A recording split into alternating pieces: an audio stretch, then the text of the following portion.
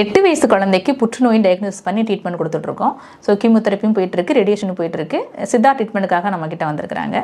So குழந்தையோட food ஹேபிட்டை பற்றி கேட்கும்போது குழந்தைங்க அதிகமாக சாப்பிட்றது பார்த்திங்கன்னா பேக்டு ஃபுட்டு என்று சொல்லக்கூடிய ஸ்நாக்ஸ் ஐட்டங்கள். ஸோ ஸ்நாக்ஸில் அதிகமாக சாப்பிட்றது பொட்டேட்டோ சிப்ஸ் தான்.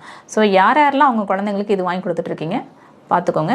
இந்த சிப்ஸ் வந்து இந்த மாதிரி ஒரு கெமிக்கல் ப்ராசஸ் கொண்டு வரணும் அப்படின்னா இந்த பொட்டேட்டோவில் உள்ள நிறைய ஃபிசிக்கலை வந்து மாற்றணும். ஸோ அதுக்காக இதில் சேர்க்கக்கூடிய சில வகையான கெமிக்கல்ஸ், அக்ரில்மைடு என்று சொல்லக்கூடிய ஒரு வகையான கெமிக்கல்ஸ் காம்பவுண்டு. இந்த காம்பவுண்டை போட்டால் மட்டும்தான் இந்த சிப்ஸ் வந்து டைரெக்டாக ஒரு 3 விஷயம் நடக்கும். இதில் மறைக்கப்பட்ட உண்மை என்னென்னு கேட்டிங்க அப்படின்னா, டைரெக்டான ஒரு ஹீட்டு, அதுக்கப்புறம் ஹை டெம்பரேச்சர், அதுக்கப்புறம் சேர்க்கக்கூடிய அக்ரிலிமைடு என்று சொல்லக்கூடிய ஒரு வகையான கெமிக்கல்ஸ். இது 3 போட்டால் தான் இந்த மாதிரி ஒரு சிப்ஸ் ரெடி ஆகும்.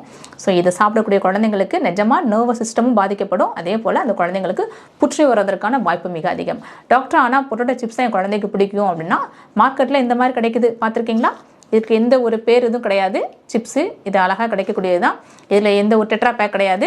அப்படியே ஃப்ரை பண்ணி அப்படியே கொடுத்துருவாங்க. இதில் வந்து சில ஸ்பைசஸ் இருக்கும், சால்ட்டு கொடுக்கும். ஸோ இதை மாதிரி குழந்தைங்களுக்கு கொடுத்துருவாங்க. தயவுசெய்து இந்த மாதிரி கெமிக்கல் உள்ளதை கொடுத்து நம்ம தலைமுறைகளை அழிச்சிடாதீங்க.